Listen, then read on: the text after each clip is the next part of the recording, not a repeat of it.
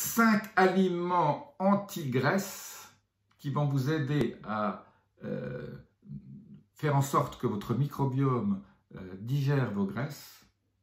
Ce ne sont pas des brûle-graisses, ce sont des aliments anti-graisse. C'est absolument génial. Il suffit d'augmenter le pourcentage dans votre alimentation de ces 5 aliments et vous allez avoir des effets bénéfiques. En plus, ils ont des effets collatéraux encore plus géniaux sur votre santé. Je vous dis ça tout de suite.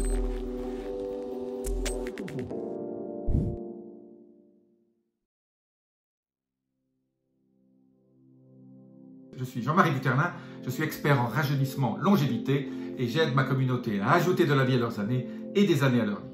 Alors il existe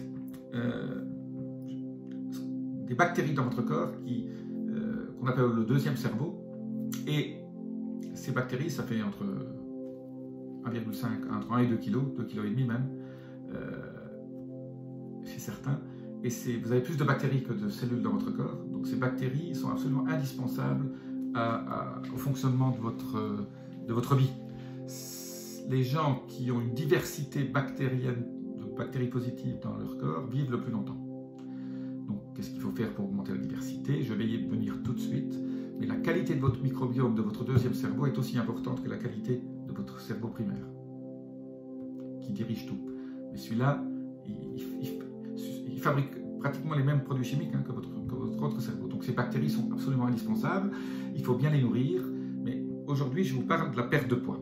Qu'est-ce qu'on peut faire pour faire en sorte que ces bonnes bactéries vous aident à obtenir votre poids idéal et à rajeunir?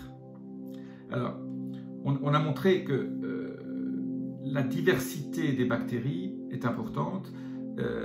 Pour avoir plus de diversité, il faut manger une alimentation extrêmement diverse aussi. Alors j'ai beaucoup parlé bien sûr des apports au niveau du type de bactéries que vous avez par les classiques, hein, kéfir, surtout de chèvre ou de brebis, la choucroute, le kimchi, tous ces ferments lactiques qui sont extrêmement bénéfiques, les légumes fermentés, tout ce qui est légumes fermentés est extrêmement bénéfique pour ajouter à la diversité de votre flore intestinale. C'est pour ça que les gens qui voyagent aussi ont une flore beaucoup plus diversifiée, parce qu'ils trouvent des bactéries dans les légumes de certains pays qu'on n'a pas dans d'autres, et donc ils reviennent avec ce bénéfice supplémentaire d'avoir une flore diversifiée. Plus votre flore est diversifiée, plus vous allez vivre longtemps. Donc, ces bonnes bactéries fabriquent ce qu'on appelle le propriénat, qui est un composé chimique qui va faire baisser votre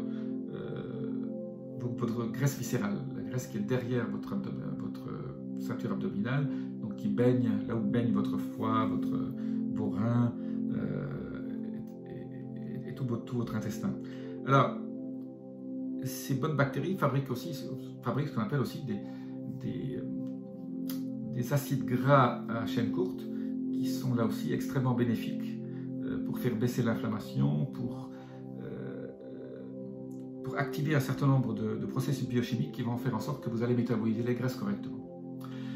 Alors, j'ai parlé des fibres solubles aussi qui vous aident donc à nourrir cette bactérie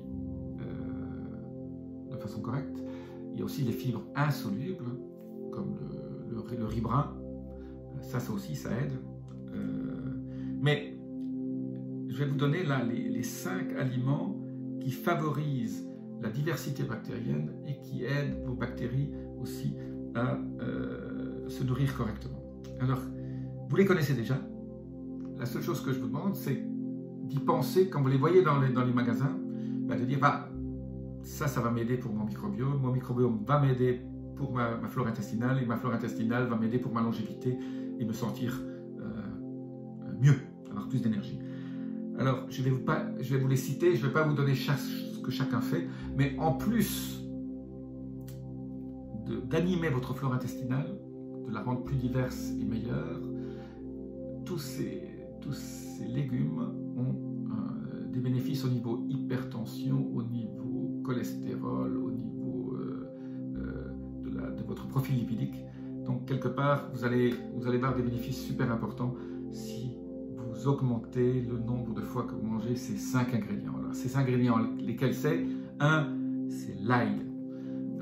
L'ail, alors vous pouvez acheter de l'ail noir aussi, qui est déjà fermenté, qui est super bon aussi. Donc augmentez l'ail, faites-le cuire doucement pour qu'il soit un peu digeste. Ne le faites pas rôtir, ne le faites pas frire. La deuxième chose, ce sont les asperges. Bon, pas trop non plus, une fois par semaine, parce que ça prend quand même un petit peu de travail au niveau des reins. Donc, comme si vous avez des problèmes rénaux, ne pas manger d'asperges. Le troisième aussi, très sympathique en saison, c'est l'artichaut. L'artichaut a des effets absolument bénéfiques au niveau de votre flore intestinale, la qualité de votre flore intestinale. La quatrième, c'est l'oignon. Les oignons dans tous les sens, les oignons, les jeunes oignons, les oignons rouges, les oignons verts, voilà, les oignons en général. Là, essayez d'en manger certains crus, les oignons doux, tout ça aide votre flore intestinale. Et la dernière chose, c'est le cacao. Donc, le cacao, c'est quoi? C'est le chocolat à 90% minimum. Si vous en trouvez du 100%, il y a maintenant beaucoup de chocolat à 100% qui viennent d'Amérique du Sud, qui est absolument génial, parce qu'en plus, ils sont faits avec des variétés, avec des gousses qui sont, qu'on appelle criollo, qui ne sont pas hybridées et donc qui sont anciennes et qui ont beaucoup plus encore contiennent beaucoup plus de polyphénol et d'antioxydants. Voilà. Donc, je répète, ail, asperges, artichaut, oignon, cacao, chocolat. Voilà, concentrez-vous là-dessus, tout ça va vous aider à diversifier cette flore intestinale. La flore intestinale, la diversité de la flore intestinale est synonyme de longévité. Je n'en dis pas plus. Je vous dis à très bientôt. Si vous avez aimé, laissez-moi vos commentaires. Namasté.